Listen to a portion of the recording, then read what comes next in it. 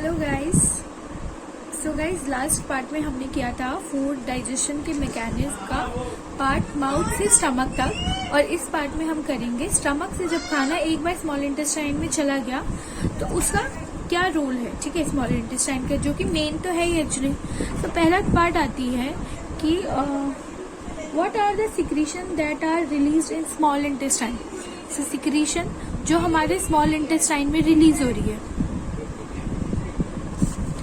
SI माने small intestine. तो हमारे स्मॉल इंटेस्टाइन में एक्चुअली 3 सिक्रीशन होती है। एक तो फ्रॉम हिपैटो पेनक्रियाटिक डक्ट से आई हुई सिक्रीशन, जिसमें होता है बाइल, किसका, जिसमें होता है लिवर का बाइल, पेनक्रियास का पेनक्रियाटिक जूस। ठीक है, और दूसरी अब इंटेस्टाइन की खुद की भी तो सिक्रीशन होगी ना, सो इंटेस्टाइनल सिक्रीशन। और उस इंटेस्टाइनल सिक्रीशन में होता है हमारा इंटेस्टाइन जूस। ठीक है, अब बाइल का तो हम आपको बता चुके हैं कि बाइल क्या करता है, फैट में एमल्सिफाई करता है। बाइल क्या करता है, सबसे पहले हम बता देते हैं बाइल में क्या क्या होता है। बाइल में प्रेजेंट होते हैं हमारे कुछ बाइल पिगमेंट। बाइल पिगमेंट कौन कौन से हैं, बिली रूबिन और बिली वर्डिन। और होता है बाइल सॉल्ट, और होता है कोलेस्ट्रॉल, और होता है फोस्फोलिपिड प्रेजेंट। ठीक है, ये सब क्या करते हैं, बाइल पिगमेंट क्या करता है, फैट को इमल्सिफाई में हेल्प करता है। कौन, बाइल सॉल्ट। बाइल सॉल्ट क्या करता है, फैट को इमल्सिफाई में हेल्प करता है, फैट की इमल्सिफिकेशन। इमल्सिफिकेशन का काम क्या है, यही इंपॉर्टेंट है, फैट का ब्रेक डाउन करना। तो वो कौन करता है, बाइल सॉल्ट। ठीक है, एक चीज इंपॉर्टेंट है कि bile do not contain any enzyme. Bile में कोई एंजाइम नहीं होता है, इट इज वेरी इंपॉर्टेंट। तो क्या होगा, ये जो फैट है जब इस पे बाइल वर्क करेगा तो ये छोटे छोटे टुकड़ों में हो जाएगा। इसी को अपन बाइल इमल्सिफिकेशन बोलते हैं, फैट की इमल्सिफिकेशन बोलते हैं। ये हम अभी आगे पढ़ेंगे एक्चुअली। ठीक है, उससे क्या होगा, एक बार फैट छोटे छोटे टुकड़ों में बट गया।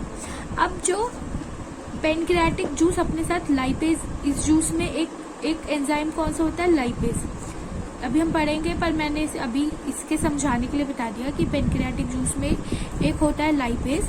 सो एक बार फैट का इमल्सिफिकेशन हो गया, अब लाइपेज के एक्शन के काम करने के लिए सरफेस एरिया बढ़ जाएगा, तो ये इजीली काम कर पाएगा।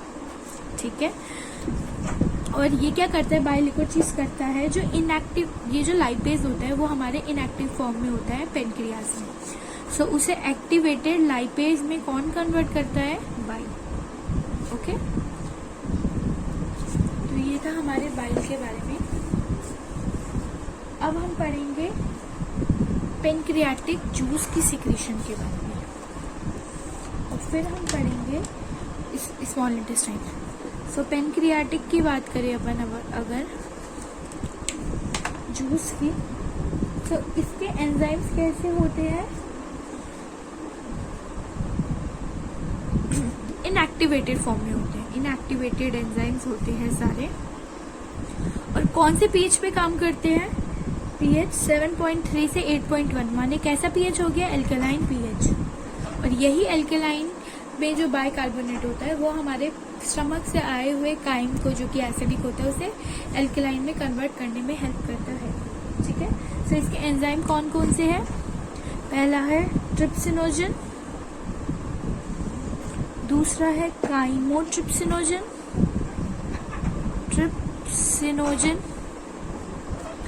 तीसरा है पर कार्बोक्सीपेप्टाइडेज, चौथा है अमाइलेज, पांचवा है लाइपेज, और 6 है हमारा न्यूक्लियस। ठीक है, इन इनके अपने खुद के काम है, तो ये क्या करेंगे, हाँ, तो ये हमारे इनके खुद के काम है, वो भी अपन बताएंगे। तो ये इनएक्टिवेटेड एंजाइम्स होते हैं, ट्रिप्सिनोजन, काइमोट्रिप्सिनोजन, पर कार्बोक्सी पेप्टाइडेज, अमाइलेज, लाइपेज और न्यूक्लियस। ये जो ट्रिप्सिनोजन है ये इनएक्टिव फॉर्म में है, तो इसे एक्टिव भी होना पड़ेगा। सो ट्रिप्सिनोजन से कन्वर्ट किस में होगा, ट्रिप्सिन में। ये होता है हमारा एक्टिव फॉर्म। पर ये किसके थ्रू होगा, ये होता है एंटेरोकाइनेस के थ्रू। एंटेरोकाइनेस, अभी एंटेरोकाइनेस क्या है, ये जो एंटेरोकाइनेस है ये कहाँ प्रेजेंट होता है, प्रेजेंट होता है कहाँ पे, इंटेस्टाइन की म्यूकोसा में। इंटेस्टाइन की जो सबसे अंदर वाली लेयर है म्यूकोसा, उसमें हमारा एंटेरोकाइनेस प्रेजेंट होता है, और वही एंटेरोकाइनेस ट्रिप्सिनोजन को ट्रिप्सिन में कन्वर्ट करता है। अब एक बार ये ट्रिप्सिन हो गया, तो अब ये ट्रिप्सिन क्या करेगा, ये बाकी जितने भी इनएक्टिवेटेड एंजाइम्स हैं उन्हें एक्टिवेटेड फॉर्म में कन्वर्ट कर देगा। सो ये what it do, now it further activate all the enzyme in pancreatic juice में जितने इनएक्टिवेटेड फॉर्म में एंजाइम होते हैं उसको एक्टिवेटेड फॉर्म में कन्वर्ट करने की जिम्मेदारी किसकी होती है, ट्रिप्सिन। ठीक है, अब इनका ये वर्क कैसे करते हैं हम वो बताएंगे। उससे पहले हम स्मॉल इंटेस्टाइन की क्या सिक्रेशन है हम आपको वो बताएंगे। ठीक है, ओके। सो अब इंटेस्टाइन की अगर अपन बात करें, तो इंटेस्टाइन में हम जानते हैं कि इंटेस्टाइन की खुद की भी इनर मोस्ट लेयर को म्यूकोसा ही बोलेंगे। सो म्यूकोसा के पास क्या होते हैं, म्यूकोसा की खुद की सेल, प्लस इसके पास होती है गोबलेट सेल। ये दोनों क्या सिक्रीट करती है, म्यूकस सिक्रीट करती है, प्लस कुछ सिक्रीशन सिक्रीट करती है। ठीक है, इन दोनों को मिला के अपन क्या बोलते हैं, इंटेस्टाइनल जूस, या फिर क्या बोलते हैं, सकस एंट्रिकस। ठीक है, यही इंटेस्टाइनल जूस बनाते हैं। और हम जानते हैं कि हमने आपको बताया था कि सारे ग्लैंड वैसे इंटेस्टाइन में म्यूकोसा में ही प्रेजेंट होते हैं, पर सिर्फ एक डिओडेनम का सब म्यूकोसा लेयर में कौन सा ग्लैंड प्रेजेंट होता है, हमारा ब्रूनल ग्लैंड। सो ब्रूनल ग्लैंड की भी सिक्रीशन प्लस ब्रूनल ग्लैंड की सिक्रीशन, ये तीनों चीज मिला के क्या बनाते हैं, इंटेस्टाइनल जूस या सकस एंटेरिकस। ठीक है, ओके। अब क्या होगा, इस जूस में क्या होते हैं, एंजाइम्स होते हैं। एक बार हम उस एंजाइम के नाम बता देते हैं, डाइसैकेराइडेज, या जिसे अपन माल्टेज बोलते हैं, डाइपेप्टाइडेज, लाइपेज होंगे और न्यूक्लियोसाइडेज होंगे। ये होते हैं हमारे स्मॉल इंटेस्टाइन के जूस।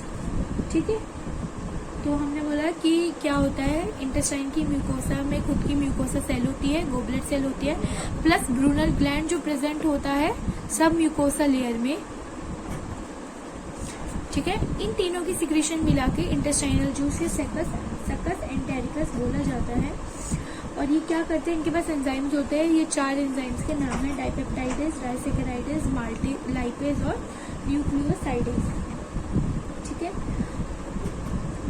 तो इनमें क्या होता है, एक तो म्यूकस होते हैं, सिक्रीशन होती है, और कुछ बाइकार्बोनेट होते हैं, और ये भी खाने की एसिडिटी को कम करके उसे बेसिक बनाते हैं। पेनक्रियास का तो बनाता ही है, ये भी उसको एसिडिक से बेसिक बनाते हैं।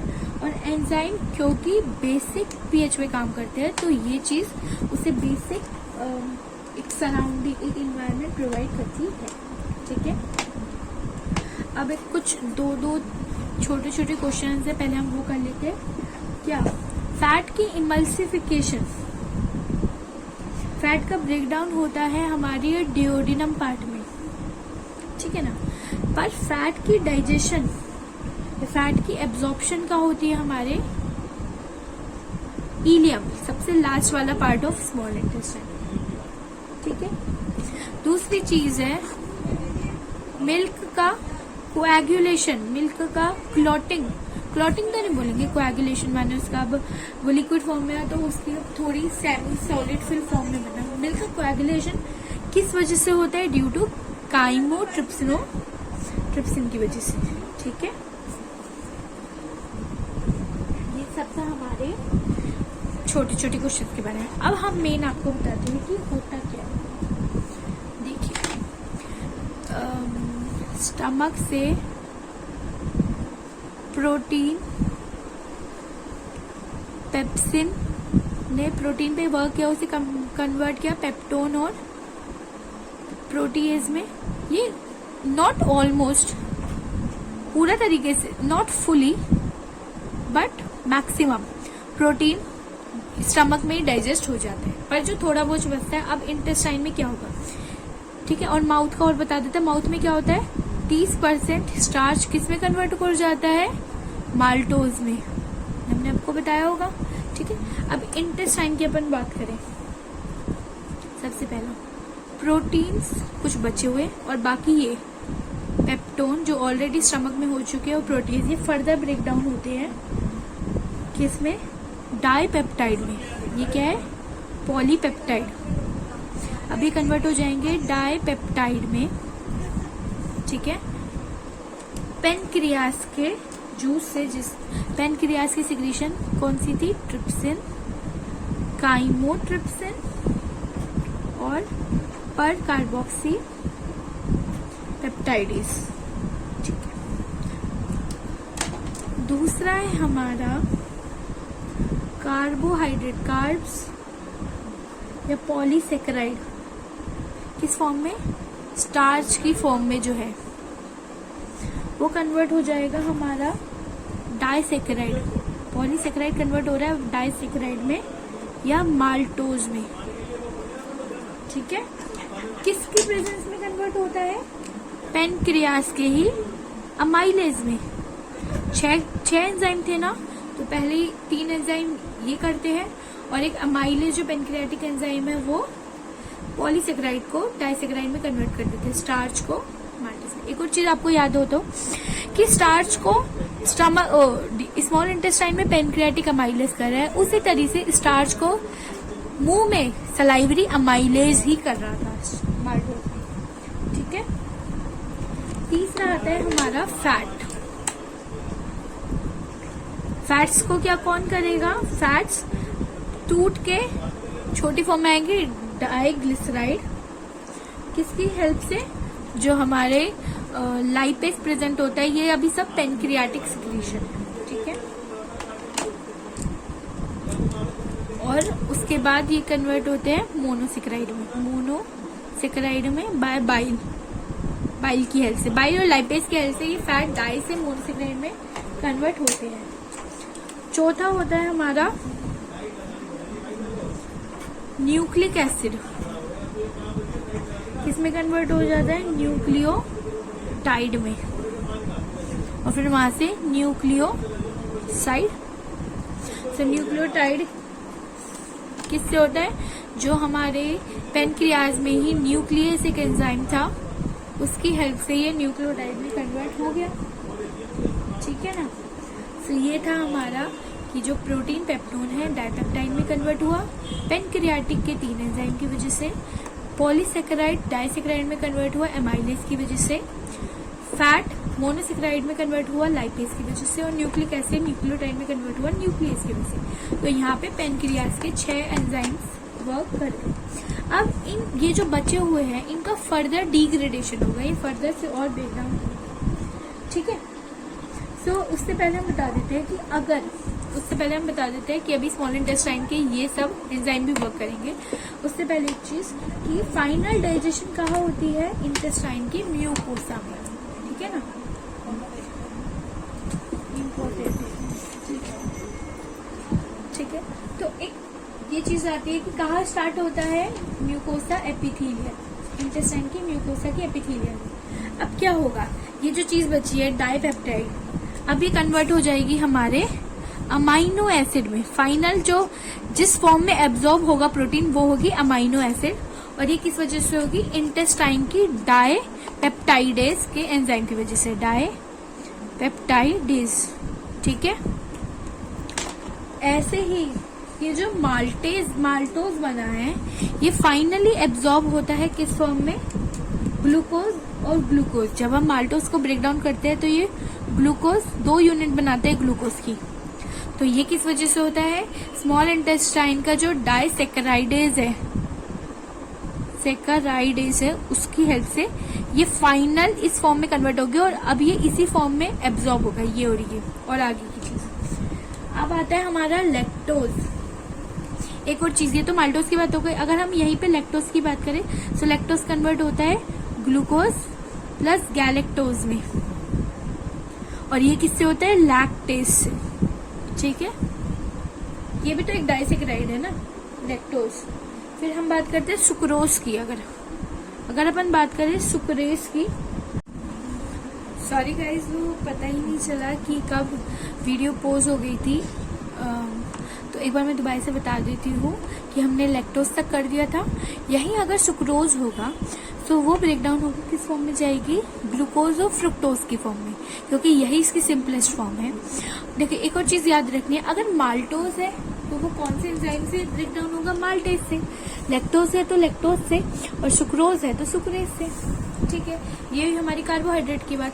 अगर हम फैट की बात करें, ये तो ऑलरेडी पेनक्रियाज से हो चुका था। डाइसेकेराइड और मोनोसेकेराइड अपनी फाइनल फॉर्म में कन्वर्ट होंगे, जिसे फैटी एसिड और ग्लिसरॉल बोलते हैं। किससे, लाइपेज, जो इंटेस्टाइन में लाइपेज प्रेजेंट है उसकी वजह से। और जो न्यूक्लिक एसिड प्रेजेंट था, जो हमें न्यूक्लियोटाइड में कन्वर्ट हो गया था, अब वो न्यूक्लियोसाइड में कन्वर्ट होगा और उसके बाद फाइनल शुगर और बेस बनाएगा। किससे, जो इंटेस्टाइन में हमारा न्यूक्लियोसाइडेज प्रेजेंट था उसकी हेल्प से। ठीक है, सो अगर हम बात करें तो जितने भी फर्स्ट स्टेप है ये सारे पेनक्रियाटिक सिक्रीशन की वजह से ब्रेक डाउन हुआ है, और बाकी का जो सेकेंड ब्रेक डाउन है वो इंटेस्टाइन की वजह से, इंटेस्टाइनल एंजाइम उस पर काम करते हैं और कन्वर्ट करते हैं एक फाइनल फॉर्म में। ये सब फाइनल फॉर्म है, अमाइनो एसिड, प्रोटीन की final form amino acid, carbohydrate की फाइनल फॉर्म ग्लूकोज, गैलेक्टोज, ये सब फैट की फाइनल फॉर्म हो जाएगी फैटी एसिड और ग्लिसरॉल, और न्यूक्लिक एसिड की फाइनल फॉर्म में शुगर और बेस। और इसी फॉर्म में अब ये हमारी बॉडी में एब्जॉर्ब होंगे, ना कि इस फॉर्म में। ये थी प्राइमरी फॉर्म, ये है फाइनल फॉर्म जिसमें ये हमारी बॉडी में एब्जॉर्ब होंगे। ओके, सो यहाँ तक था हमारे एब्जॉर्प्शन की बात में। एक बार एब्जॉर्ब हो गया, अब जरूरी थोड़ी है हर कोई खाना एब्जॉर्ब होगा। जो हमारी बॉडी को लगता है कि एब्जॉर्ब नहीं होगा, जो वेस्ट अब नहीं होगा, वो क्या करेगा। सो अनडाइजेस्टेड फूड कहा जाता है, undigested food goes to large intestine. किस फॉर्म में, सेमी सॉलिड फॉर्म में कहा गया, लार्ज इंटेस्टाइन। सो देखिए एक और चीज हम बता देते हैं, यहाँ जितनी ब्रेक डाउन हुई है वो हुई है डिओडिनम रीजन में, स्मॉल इंटेस्टाइन के फर्स्ट रीजन में। और अब ये जितनी फाइनल फॉर्म की एब्जॉर्प्शन होगी ना, ये सब कहाँ होगी, स्मॉल इंटेस्टाइन की सेकंड और थर्ड पार्ट में, जेजुनम में और इलियम में एब्जॉर्प्शन होती है। और ये सारी ब्रेकडाउन कहाँ होती है, स्मॉल इंटेस्टाइन के फर्स्ट पार्ट डिओडिनम। ठीक है, सो अब अनडाइजेस्टेड फूड एक बार हुआ, स्मॉल इंटेस्टाइन को उसने लीव किया और स्मॉल इंटेस्टाइन से कहा गया लार्ज इंटेस्टाइन में, किस फॉर्म में, सेमी सॉलिड फॉर्म। ठीक है, और उसके बाद क्या होगा, और क्या बनाएगा अनडाइजेस्टेड फूड, फीसिस। फीसिस क्या है, अनडाइजेस्टेड फूड, ऐसा फूड जो अनडाइजेस्टेड के साथ साथ अनएब्जॉर्ब्ड है, ना तो डाइजेस्ट हुआ ना एब्जॉर्ब हुआ, ऐसे फूड हमारा फीसिस बनाते हैं जो लार्ज इंटेस्टाइन में। अब ये जो अनडाइजेस्टेड फूड है, इसमें भी हो सकता है कि थोड़े प्रोटीन हो, थोड़े ड्रग्स हो, थोड़े which is important for our body, थोड़ा वाटर हो, तो ये भी इम्पोर्टेंट है। तो फिर अब इस लार्ज इंटेस्टाइन की जो विलायें होती है वो इसमें से वाटर, थोड़ा प्रोटीन, थोड़ा ड्रग्स, उनको क्या कर देती है, फर्दर अपने अंदर एब्जॉर्ब कर लेती है, और बाकी जो फिर बच जाता है उसे आगे रेक्टम में पास ऑन कर देती है। रेक्टम में क्या होता है, टेम्परेरी स्टोरेज होती है इसकी फीसिस की।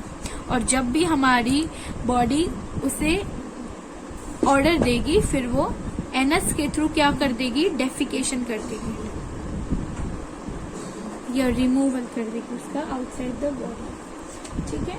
एक और चीज है, जब ये स्मॉल इंटेस्टाइन से लार्ज इंटेस्टाइन में जाती है तो स्मॉल इंटेस्टाइन का लास्ट पार्ट कौन सा है, caecum, sorry ileum, duodenum, jejunum, ileum, और इसका फर्स्ट पार्ट है सीजियम। और इसमें कौन सी वॉल्व होती है, हमने आपको पहले सबसे फर्स्ट पार्ट में बताई थी, इलियोसीजल वॉल्व। ये क्या करती है, ये जो अनडाइजेस्टेड फूड बचा है जो लार्ज इंटेस्टाइन में एंटर कर रहा है वो वापस ऊपर ना चले जाए, तो ये वॉल्व उसकी देखभाल करती है। ठीक है ना। ये था हमारे बेसिकली डाइजेशन के बारे में। अब ये जो डाइजेशन प्रोसेस है ये कंट्रोल्ड बाय सीएनएस, हमारा जो बॉडी का सेंट्रल नर्वस सिस्टम है, ब्रेन वगैरह, उसके थ्रू कंट्रोल होता है। ठीक है। तो क्वेश्चन आता है activity of gastro intestinal, gastro माने स्टमक और इंटेस्टाइनल माने इंटेस्टाइन, इसके ट्रैक्ट माने रास्ता, इसके रास्ते की जो एक्टिविटी है माने जिस तरह से फूड पास ऑन कर रहा है उसकी एक्टिविटी किसके कंट्रोल में होती है, इज अंडर कंट्रोल ऑफ, किसके कंट्रोल में होती है, न्यूरल और हार्मोनल कंट्रोल में। किस में होती है, neural plus hormonal, hormonal control के अंडर होती है। ठीक है।